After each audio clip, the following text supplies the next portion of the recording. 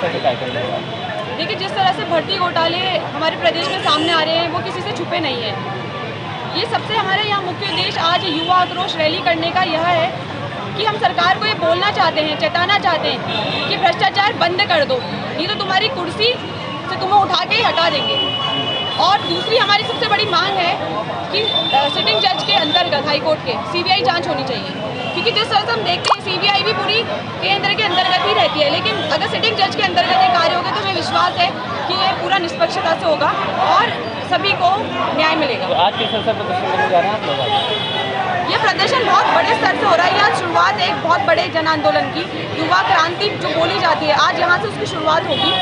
कुमाऊं का मुख्य द्वार हल्द्वानी बोला जाता है। गढ़वाल ने एक बार अपनी शक्ति दिखा दी है युवाओं की। आज हमने सोचा हम इसकी शुरुआत हल्द्वानी से करें ताकि जनता जागरूक हो, लोग जागरूक हो कि भ्रष्टाचार के खिलाफ अगर आज हम नहीं बोलेंगे तो ये अन्याय हम लोगों के साथ हमेशा होता रहेगा, हमारी पढ़ाई का कोई महत्व नहीं रहेगा।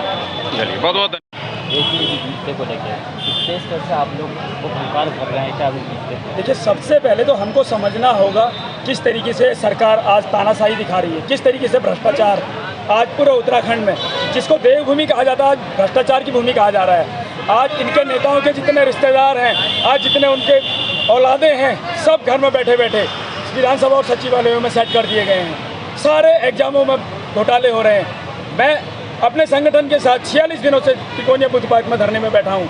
यहाँ से हल्द्वानी से देहरादून तक पैदल यात्रा कर चुका हूँ। 2 साल पहले नर्सेज की 2621 पदों पर भर्ती निकली, आज तक पूरी नहीं की गई। लगातार हर मंच से हमें आश्वासन दिया जा रहा है, सिर्फ आश्वासन, लेकिन इस भर्ती को आज तक पूरा नहीं किया गया है। मजबूरन, किसी को शौक नहीं है आंदोलन करने का, मजबूरी में युवा अपने घरों से निकल रहा है, क्योंकि उसके पास ना 15 लाख रुपए हैं, उसके पास ना कोई हाकम सिंह है, उसके पास ना कोई नेता है, ना कोई मंत्री है। वो ईमानदारी से पढ़ाई करना चाहता है, लेकिन ये भ्रष्ट सरकार, ये तानाशाह सरकार उसको ईमानदारी से पढ़ने नहीं देती, उसको ईमानदारी से कोई काम करने नहीं दे रही है। इसलिए मजबूरन आज सबको यहाँ सड़कों पर उतरना पड़ रहा है।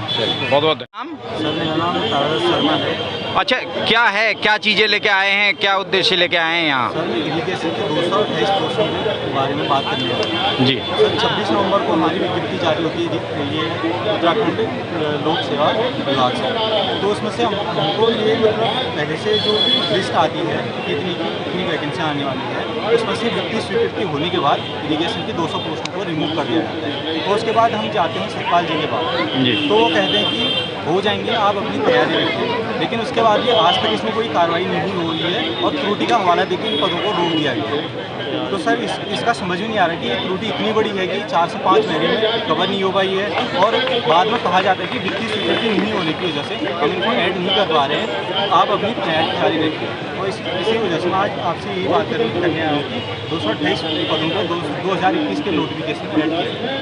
सर, मेरा नाम आशा है, मैं एलटी लेक्चरर की तैयारी कर रही हूँ।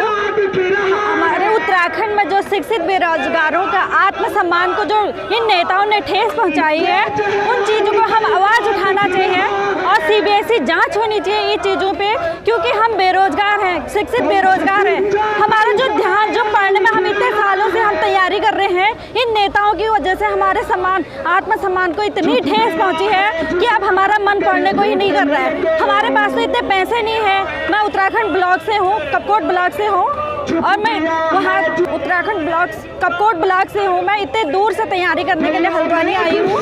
1-2 नंबर से हमारे रुक जाते हैं हम, लेकिन ये नेता लोग अपने लोगों को, अपने परिवार को आगे बढ़ाने के लिए इनको इस गद्दी पे बैठे हैं क्या?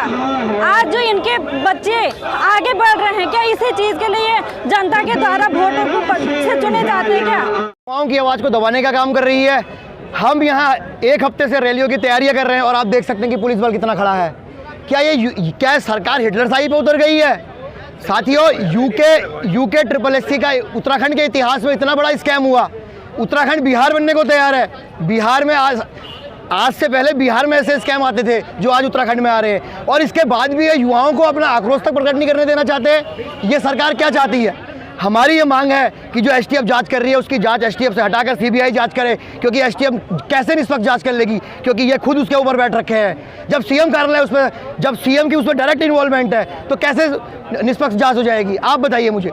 तो हमारा ये मानना है कि आज सीबीआई जांच होगी, इसके बाद युवा कूच करेगा और उसके बाद युवा अपनी आवाज़ को देहरादून तक पहुंचाने का कार्य करेगा। देखिए, पूरे प्रदेश के युवा यहाँ एकत्रित हो रहे हैं उत्तराखंड युवा एकता मंच के तले। आपने देखा होगा प्रदेश के लगभग 30 से अधिक संगठन, राजनीतिक पार्टी सब उत्तराखंड युवा एकता मंच के बैनर तले आ रहे हैं। उत्तराखंड में जो ये भ्रष्टाचार पूर्ववर्ती और वर्तमान सरकार या आने वाली भविष्य की सरकार करने का सोच रही है, इसको प्रदेश का युवा बर्दाश्त करने के मूड में नहीं है और प्रदेश में भारी आक्रोश है युवाओं में।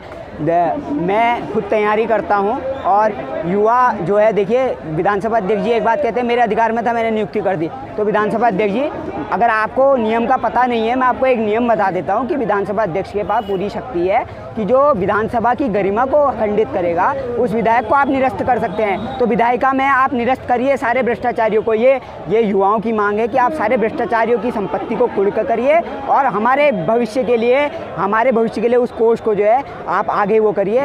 इसी को लेके हम 13 सूत्री मांग को लेके जो है हम लोग जो है ज्ञापन एसडीएम कोर्ट में इसके बाद रैली निकाल कर सौंपेंगे। प्रशासन भी पूरी तरीके से इस रैली को फेल करने के चक्कर में रुका हुआ है। काशीपुर में कई जगह हमारी बसें रोक दी गई हैं, रामनगर में रोक दी गई हैं, पर फिर भी युवा है कि रुकने का नाम नहीं लेगा। पूरे प्रदेश में जो है एक व्यापक जन आंदोलन जो है राज्य गठन के बाद ये शुरू हुआ है और इसको अंजाम तक पहुँचा कर ही युवा मानेंगे, अब युवा रुकने वाले नहीं।